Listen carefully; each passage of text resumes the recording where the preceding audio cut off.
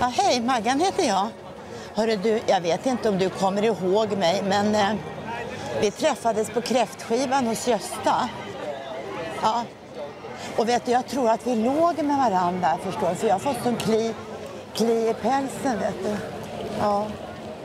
Och jag tänkte jag skulle berätta det här för dig så att du är medveten om det. För min läkare sa att du måste gå och kolla dig också. För jag tror faktiskt att vi låg med varandra. Men jag har inte någon minne riktigt av det.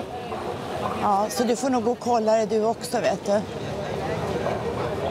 Så nu håller jag på att ringa runt till alla som jag lägger med så att du vet att du får kolla upp det.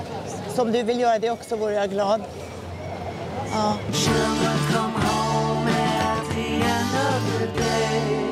Question that asks is this love.